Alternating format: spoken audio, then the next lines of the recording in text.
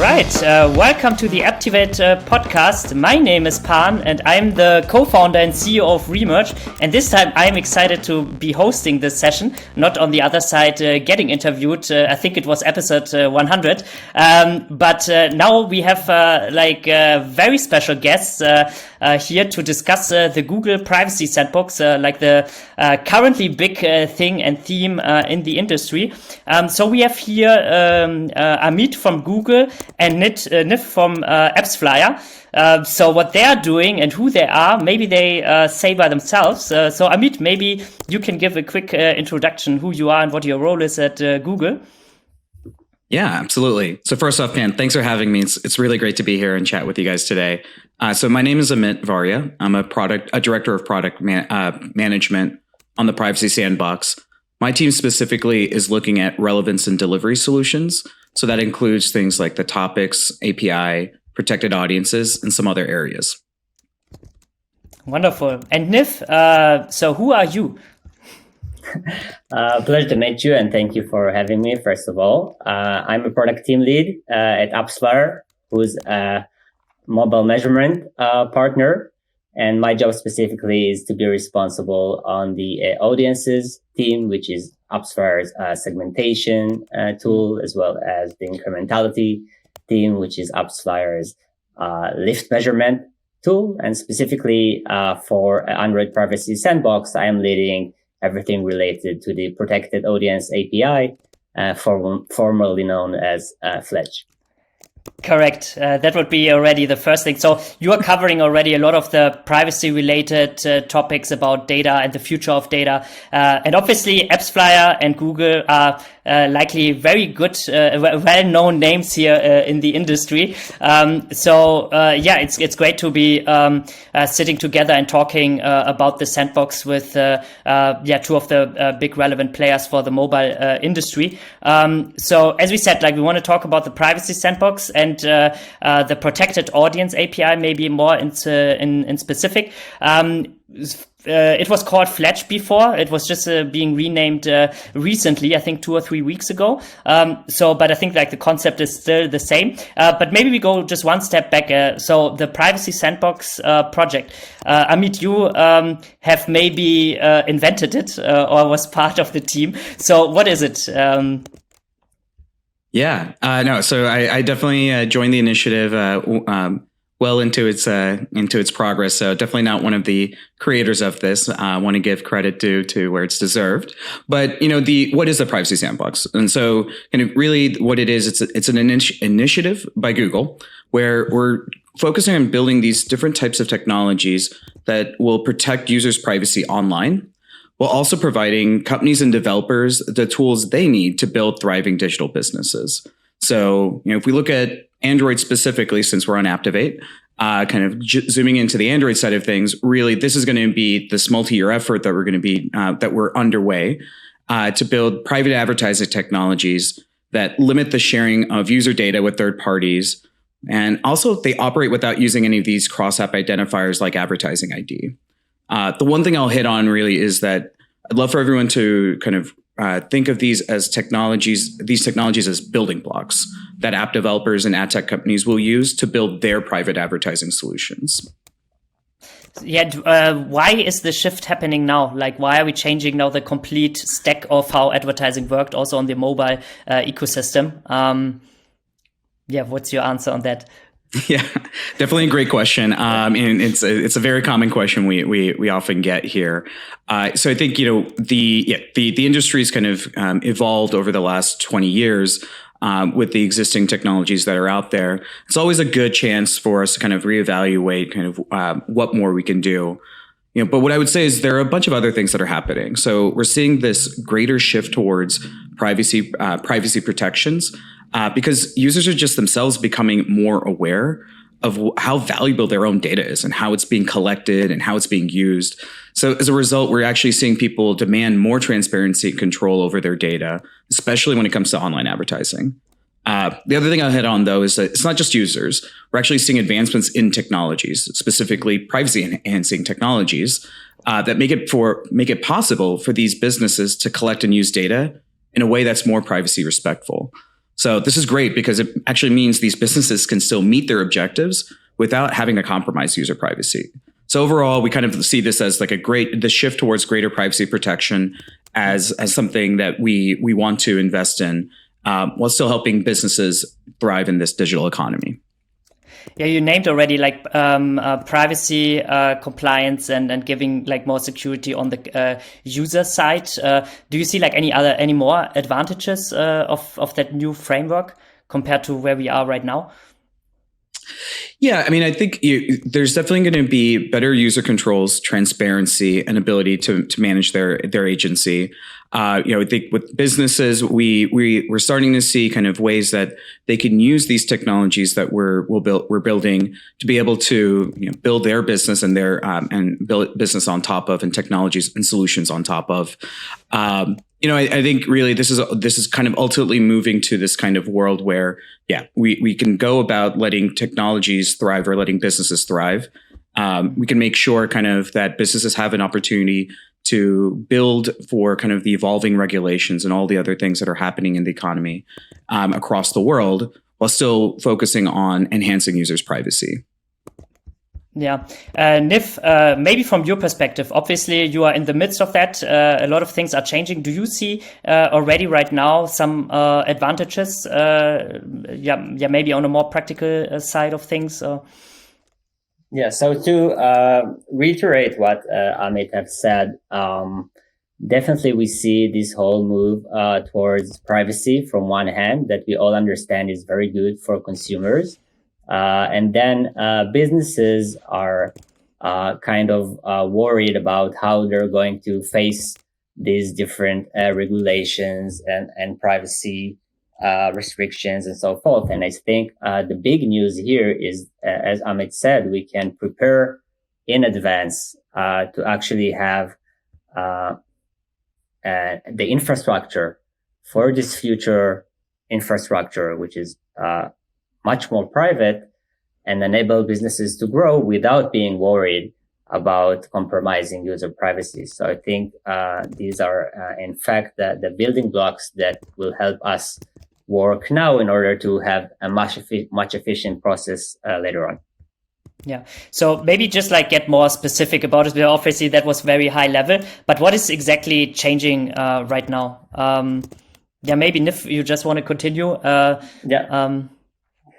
For sure. So I think for us to understand the impact, first, maybe we can go over quickly about the current use of Google Advertising IDs and what are the main things they are responsible for with this mobile ecosystem or mobile advertising. Google Advertising IDs are cross-app identifiers for a device, right? And they're used for a few main things. One of them is attribution, or understanding the effectiveness of advertising. So both advertisers and publishers are using that to connect ad engagement, ad views, and ad clicks, and so forth with actions that are then being made within apps, right? App installs, purchasing different products, and so on. And they are crucial to understand these user journeys and understand how much is an ad effective in creating purchases in the app, as an example. Then Google Advertising IDs are also used in what we call remarketing, which is everything around advertising to existing users. So actually, a lot of the ads are targeted at existing users, not only to new users, especially on verticals such as e-commerce and so forth. And to do that, first of all, advertisers are segmenting users according to specific traits. So just as an example, all users who have added to cart but have not yet to complete a purchase. And then also communicate these audiences to the different ad networks that can then personalize ads towards these users. Last but not least, Google Advertising IDs are used for cross-app data sharing, for ad optimization and targeting. So they allow advertiser apps on one hand and publisher apps on the other hand communicate which relevant actions can help optimize the ads on the other side. So, for example, have the context of which ad is best fitting for which user based on different interests. Now, that said, definitely the Android Privacy Sandbox have the privacy enhancing technologies to answer each one of these scenarios. Yeah, now it's getting interesting. So this all goes away, right? Which sounds like, okay, I cannot do anything anymore. But now it's getting interesting. So how will it change? And Amit, maybe you can give an overview of the different solutions, just in a high level, what you are thinking of. Yeah, no, absolutely. So first off, Niv, thanks. Like that was a great overview of the use cases. And I think this goes to kind of how, from our perspective and on our side, we're going to be working closely with marketers and ad techs as we kind of experiment, create these solutions, evolve these solutions. And ultimately, we're focusing on these solutions that don't rely on cross-app identifiers. It's like the advertising ID that Niv, you were talking about. And we're going to provide the Privacy Sandbox APIs as the building blocks. I think, if I were to kind of focus on some of the most significant changes, it's really the areas around kind of introducing more on-device storage and computation of certain workflows. So that way we can give users more control. We can limit the amount of data that needs to be shared. And instead of having this all happen right as it does today in third-party environments that users probably don't even know about. I'll give a couple of good examples of this one. So, one of them is protected audience, formerly known as FLEDGE. But protected audience, really what we're doing is we're bringing that idea of building those audiences and those segments onto the device. So the joining and leaving of what we call custom audiences now happen on the device. Similarly, for that measurement use case, we have the attribution API. And so the attribution API comes about where we can bring the work of recording and matching ad events to those conversion events from external parties on the device as well.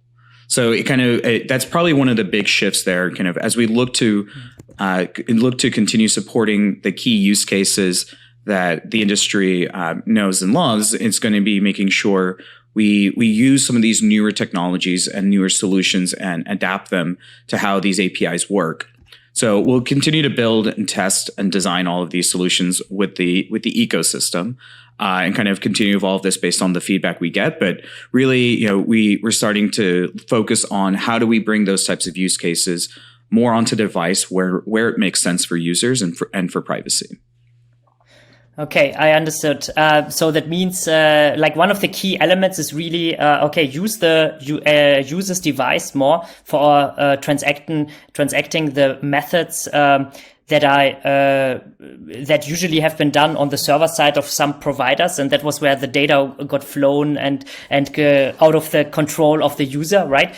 So now it's being like on the device, things are happening there, and that way also the data is not being able to just like get out of that device, right? So it's controlled there in that environment. So now it's like interesting, I believe. Practically. Where are we right now? Can we say already how attribution is working or how retargeting is being done in that environment?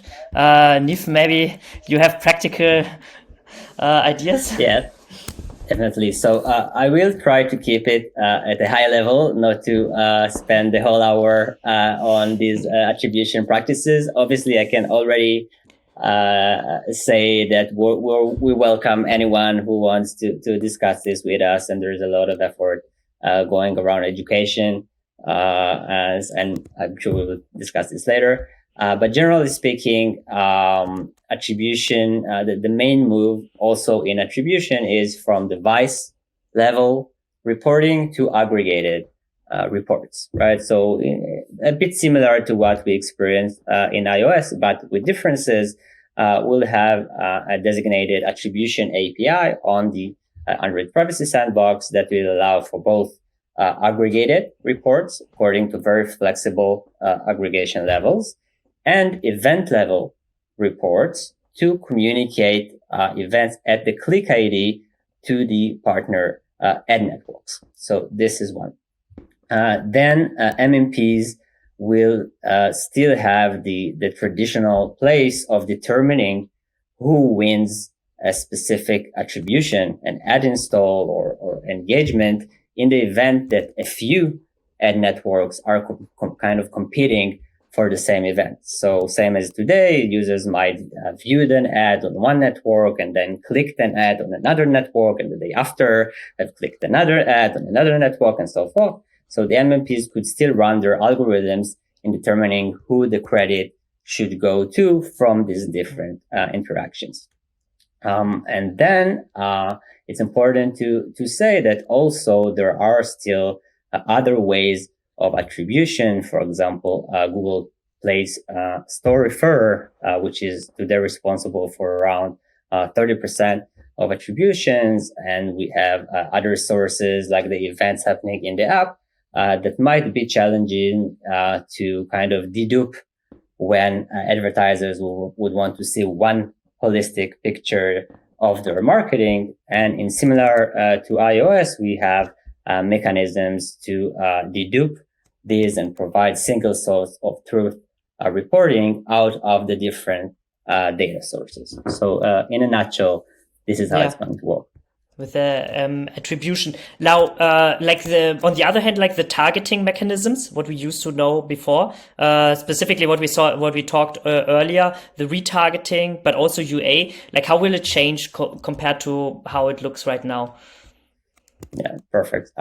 So again, we can maybe split retargeting and UA just for the sake of understanding. So, and Amit can keep me honest here.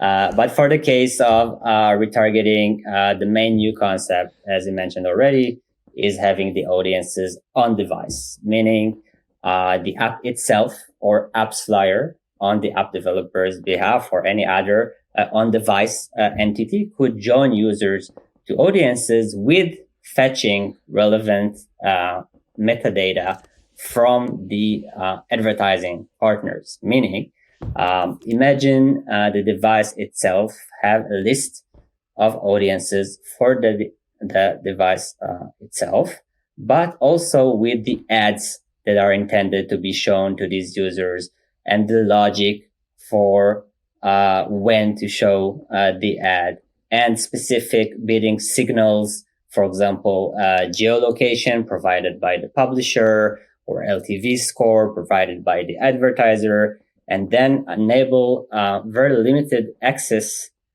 to these audiences just for the sake of selecting the right ad. So it does require all parties to move some of the logic to be on device. And this is what we're very busy in defining nowadays, which is also super interesting. And then it actually enables to do retargeting, same as it being done today, and actually even better, but without sharing any cross-app device IDs. Now, for the case of UA, I think the big change here is that publisher networks today have a lot of user-level data they can use to understand what interests the user. Right. So they have the engagement with the ads themselves. They have different actions that the users are making across apps. And then they can determine that a certain user is interested in a certain type of game other than another type of game. And another user is interested in completely other types of products, and then match the ads to the users. And now they will need to depend on slightly other signals. One is everything that is enabled through the attribution reporting API, event level reports, and so on. Other attribution types such as Google Play Referrer, first party contextual data that they have. Each of these apps also have contextual data on the users themselves. And last but not least, the new topics API that, again, with privacy preserving technologies can testify according to the apps that are already installed on the device, what are the top interests of this device, again, only for on-device auctions without exposing this data outside of the device. I think that was a great summary. It sounded like you worked at Google, Niv, right? Such a great job. Is there anything to add, maybe, from your perspective, what Niv has missed? Oh, that was a great summary. No, that was definitely a great summary. I think, it's always great kind of as we see partners engage and lean into this into these technologies. It really, I think Niv did a great job of showcasing how the technologies themselves aren't standalone solutions, right? It's not a drop-in replacement for UA, for retargeting, for any of these specific cases. It really is that building block, and kind of the ingenuity and the creativity of the ecosystem is really going to be what is going to allow these solutions to shine. So, I'll hit a little bit on protected audience. Really kind of the most common way we tend to think about this is from a retargeting, remarketing perspective. But, I think, Niv, you did a great job outlining and hitting on things like using insights like lifetime value, the types of audiences that you're able to build with the protected audience API really are just going to be based on the relationship the app developer has with their users, and allow them to activate that through protected audiences. And be able to reach them across other apps. So I think that's definitely a very, very powerful piece there. On the attribution side, the attribution APIs, both with the on-device capabilities and with the aggregation reporting capabilities, I think, Niv, that you hit on, really will kind of bring about ways that that ad tech can go about measuring performance. I just want to maybe hit on kind of when it comes to the aggregation side, we talked a lot about on-device capabilities, but we're also layering in protected environments that we call that run in what we call trusted execution environments, or TEEs. Something like the aggregation service for the attribution API, which runs in a cloud environment inside of a trusted execution environment. And allows ad tech and app developers to go about getting even more insightful reporting from their attribution. So that could be things like being able to get more data about purchase activity. The last thing, we're talking a lot about these APIs and how these APIs can really help the ecosystem. The one last thing I'll hit on here as well is going to be the SDK runtime, which is the fourth area in our solutions. And so kind of with the SDK runtime, we're also going to be providing an environment and a process really for third-party code to be able to run, for these SDKs to run separately from app codes, from the app developer's code itself. So the nice thing with the SDK runtime, in addition to kind of running in an isolated process, it will also allow for easier distribution methods for these SDKs to be able to update their SDKs outside of updates to the app itself. And it'll also allow for Android to kind of provide the right layers of protection around how these SDKs operate. So just one more piece of technology that I wanted to make sure we highlight across the portfolio of what we're building for Privacy Sandbox on Android. Great. I think you named it already. And when we were listening to the whole topics and all the process steps that are involved in that, the big question is also okay, in the industry, if you look at the landscape, there are so many partners, providers, app developers, everybody working there. And the question is, okay, how can we get everybody on board, and what's the process behind it? So I think obviously what everybody is kind of has the experiences with Apple, just okay, saying next iOS version, this and that is in it, now take it. Obviously, Google has taken a different approach in here, but still, it would be interesting, I think, specifically also for the audience to understand, how can we get towards that goal that everything works and there is a seamless transition to that future. So Amit, maybe you can describe like what's how the idea is, and then Niv can say what the reality is. Yeah, this is going to be one where Niv, you keep me honest. But no, I think we want to avoid taking a blunt approaches towards this. It's apparent to us that we have to work with, and we want to work with the industry. Just a little bit of background for myself. While I've worked in ad tech, I've worked in search. And so when I came to the Privacy Sandbox, I realized that there's a lot I can learn from the industry. There's a lot of nuance. This is an industry that's been built up over 20 years. And so working with companies across the board, across all different types of DSPs, MMPs, SSPs, and many more, it really gives us a chance to make sure that we understand the use cases, how businesses operate. But it also gives us a chance to make sure as we're developing these technologies, we're incorporating that feedback into the design, ensuring that we can provide the right privacy guardrails to our designs, but still enable the businesses to thrive. So, this is definitely an important piece for us.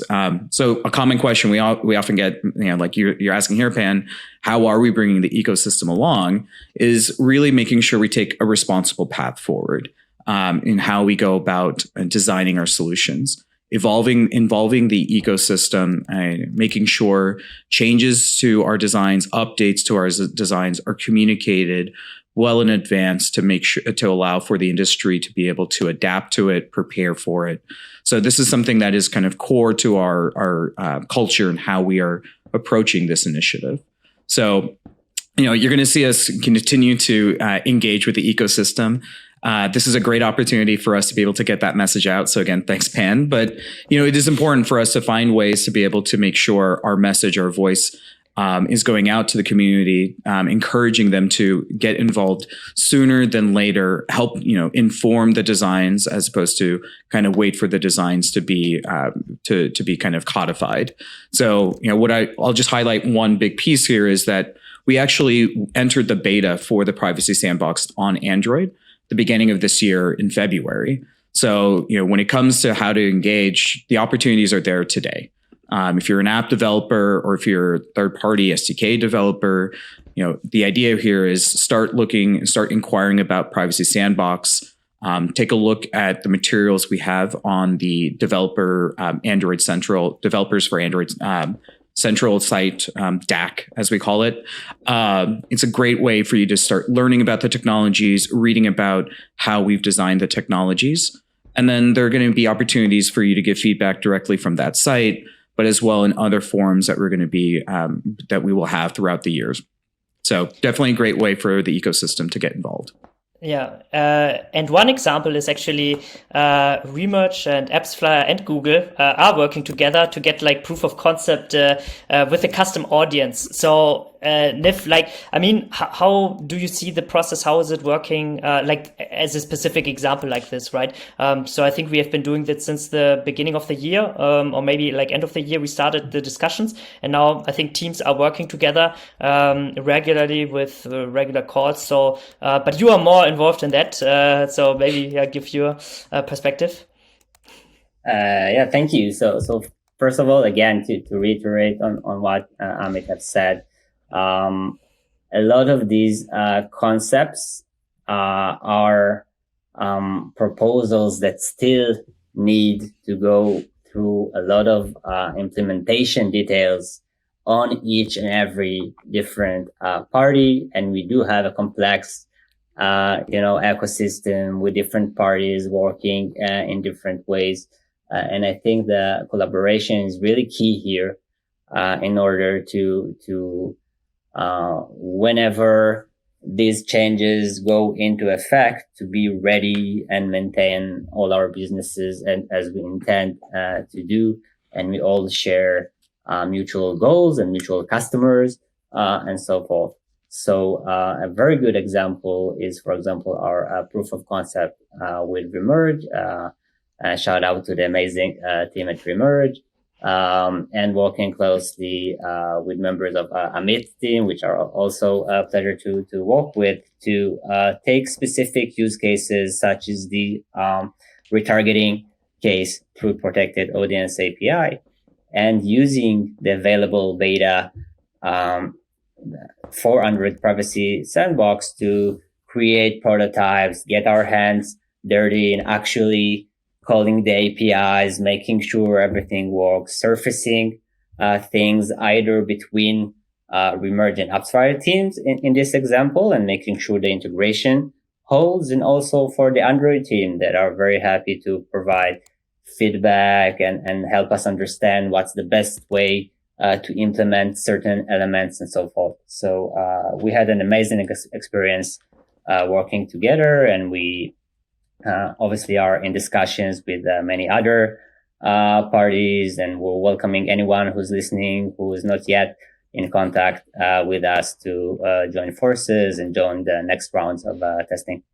Yeah, and I think like also what at least what I heard, and that was kind of a surprise is exactly that during that process, the testing, what we do, the feedback we give also back, it's really being taken seriously by Google and implemented, which the things are being changed. Yeah. So like if we see that something is a bit too slow, if that's like too complicated or it doesn't fit the user journey, that things are being adjusted.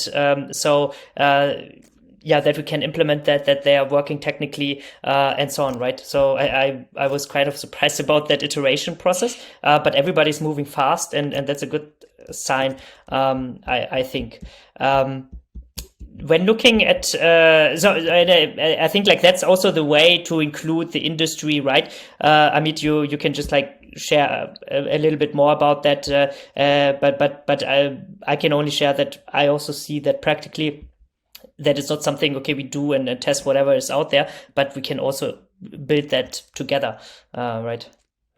Yeah, I'll just add on to, it's been great getting feedback from folks like Remerge and from AppsFlyer, but we've been getting feedback from hundreds of different developers out there, and that's actually been super encouraging, right? Because it's helped us identify kind of great, the fundamentals are there, things are working.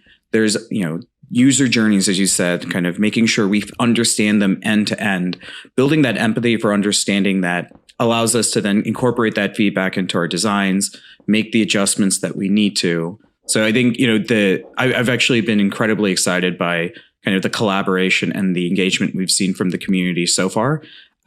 Heavily interested in encouraging more engagement, wanting to make sure we're hearing voices from across the community and across the ecosystem. So I think, for sure, that has been helping us as we start to feel more confident about our designs for these different areas. Mm-hmm. So when I am, or if I would be an app developer, so is there anything for me to do exactly already right now? Because it sounded like still also it's very early with the implementation. So what would you recommend in doing as an app developer? Maybe Niv, you're very close with a lot of them. Definitely, and I'm happy to say we get a lot of interest and questions and things like that. So I think the first step, as always, is education. We try to educate where we can, but also, as Amit mentioned, there's a lot of documentation on the Android website and other places to help each app developer kind of first understand the concepts, then map the critical areas within their own product that they think will be influenced by this. For example, in the case of attribution, they can definitely map where are they using, user level signals. Can they somehow mock or use aggregated reports already within certain limitations and test if it holds or no, just as an example, and just make sure they're getting ready. And then also look within or get in touch with their technology partners, advertising partners, and so forth to make sure they are first getting ready for the change, and then also are aware of specific requirements they have. So in similar ways in which we just discussed, AppsFlyer or Remerge surfacing things to each other or to the Android team, we need to create this cycle of, for example, AppsFlyer customers saying whatever, I'm an e-com client and I have this and this specific request. Does it hold? Does it not hold? And then it will help us create better products ahead of time. So I would say education and starting to fill the water around this. I think now is the right time for that. So the idea around it is obviously we are now sticking together. We have everything in place. The question is on the timeline, and also for the app developers, the app marketers. When is it good enough to go all in in that new field? And the question was around if the performance is not good enough, if the scale is not there yet, is there something like a threshold, 10% worse, and we will still go it? If it's 30% worse, maybe we will do some more iterations, or we will just like stick to the timeline that is available on your website where everybody knows, kind of, right? So like, what's the idea and the thinking behind it?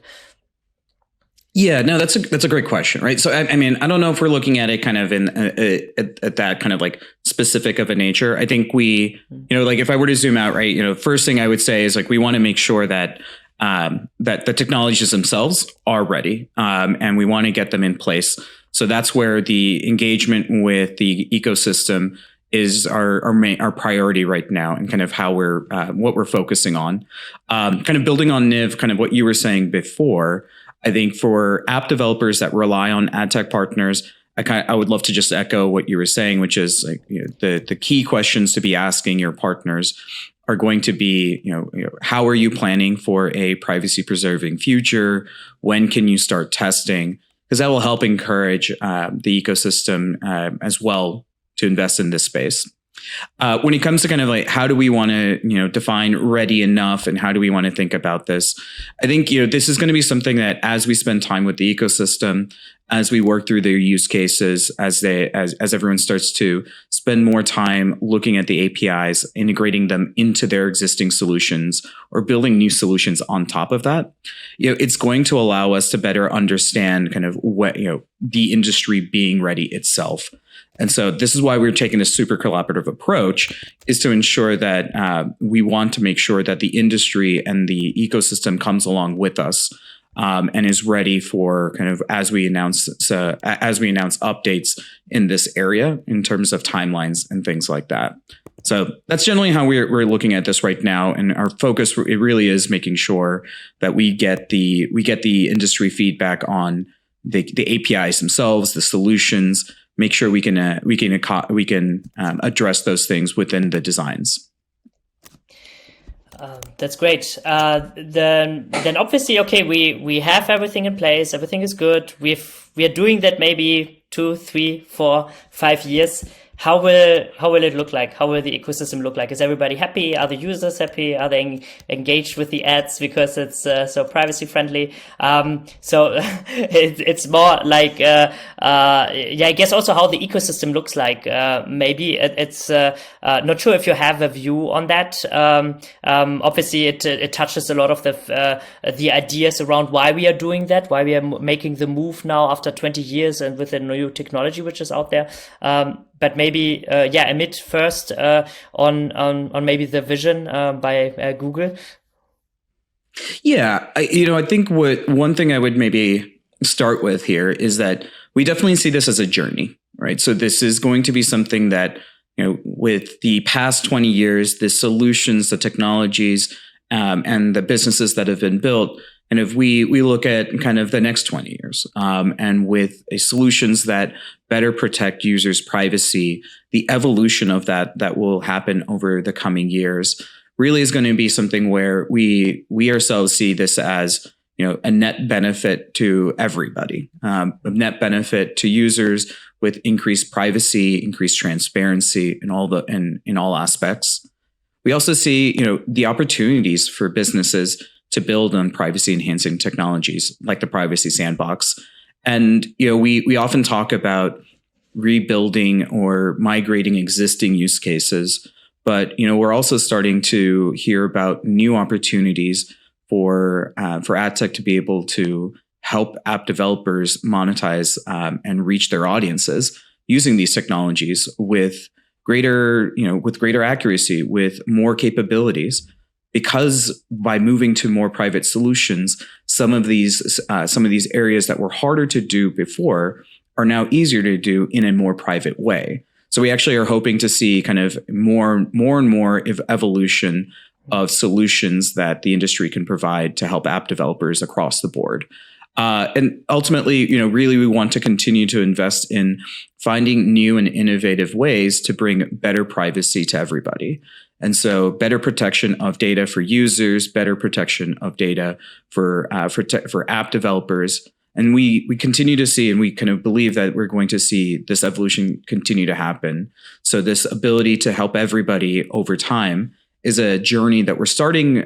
We started maybe in the last couple of years here, but really we're just at the onset of it. So there's still so much more that we expect to unlock over the coming years. Yeah, that will be interesting. Niv, obviously in our industry, we know everybody. Do you think somebody will get wiped out with that move, with that change, at least the fraudsters or so, which might be around, right? Or anything else? What maybe your view on this to add here? Yeah, so I really liked Amit's view on things. I definitely agree. This is an opportunity. Right. As you previously said, this is not kind of a one-sided step. We definitely see this as an opportunity for everyone to plan ahead. I'm in this industry for many years as well. This is quite unique that we can, pause for a second and actually think of the next 5 years, of the next 10 years, what kind of building block do we need? And definitely businesses will need to adapt, but I also feel many businesses will grow from that, especially as we see a lot of other advancements in other fields, right? Today, there's huge technological advancement alongside privacy related technology. You have AI, you have other things that can help you, reach, for example, if I take it to ad tech, you can reach better performance with less data and so forth. So I also see a bright future and hard work in the near term that will allow us to grow faster yet later. Yeah, I also think when looking at that, and also as you said, if we dig deeper into the technology and what to do there, I think you need to have a technical savvy partner who understand everything, who implement that right, which was maybe different from the past where you had old scrappy technology and then somehow you could build your things together and then it worked out. But now obviously it's a well designed, next level thing with leveraging exactly the latest trends in technology and the latest developments. So the solutions will just being a level up of what we have right now. I think that investment also needs to be done. And exactly also how Amit said, it will be then a net positive for everybody involved. Yeah, not for one specific partner in the ecosystem and that whole value chain, but specifically, and I think one of the good things, also the end user, the user who sees the ads, who transacts with the ads, who engages. And that's, I think, much needed development, likely, right? So a lot of things happened there. Great. So maybe, so we covered, I think, a really good summary of everything. So if we missed anything, maybe Niv, on your from your perspective, as the Sandbox summary, anything to add? I do think there are all kinds of, more of the technical details that might relate to different parts of the ecosystem. So just again, mention that we're very happy to discuss with anyone really who wants to get involved and collaborate. So just ping us and we'll make these conversations happen. And I greatly enjoyed this discussion. Thank you, Niv. Amit, anything to add? Yeah, I think I'm going to say something similar to Niv here, but I will say we recognize on the Android side that this is not a overnight change, right? This is going to take time.